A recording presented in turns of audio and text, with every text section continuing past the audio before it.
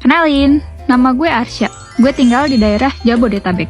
Ya, bisa Jakarta, bisa Bogor, bisa Depok, bisa Tangerang, bisa juga Bekasi. Ya, pokoknya Jabodetabek deh. By the way, umur gue saat ini 25 tahun. Ngemeng-ngemeng, ini gue mau cerita tentang kejadian 2 tahun lalu waktu gue masih kerja di salah satu perusahaan startup yang terbilang bukan perusahaan besar dan masih baru. Gue kerja di sana cuma selama 2 bulan aja.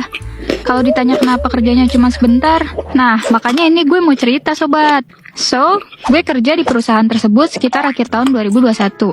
Saat itu gue seneng banget karena dapat kerja di saat baru lulus kuliah. Karena gue juga udah sempet bingung, mesti nyari kemana lagi.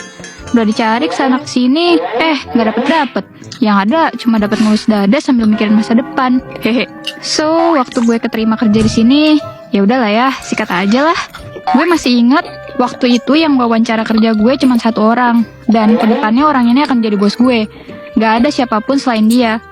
Awalnya sih curiga, tapi pikiran itu gue tepis jauh-jauh dan berpikir positif aja. Mungkin emang mau berdua aja kali ya, biar lebih personal. Singkat cerita, gue dikenalin sama salah satu temen gue, sebut aja namanya Mirna. Nah, Mirna ini orangnya baik, cantik, ramah pula. Dia juga yang ngenalin gue ke teman-teman kantor lain. Oke, skip. Teman-teman kantor pada cerita sama gue kalau banyak di antara mereka udah gak kuat kerja bareng si bos.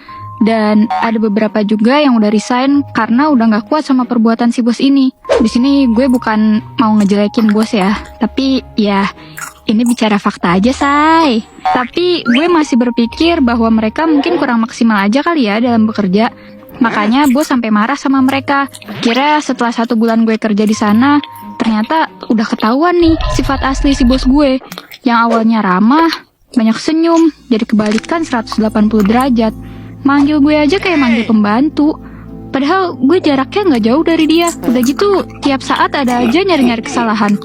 Orang mah kalau mau nyari tuh nyari harta karun, biar jadi bajak laut, anjay. Gue inget, pernah disuruh rekap data sama dia. Pas udah direkap, malah dibilang salah.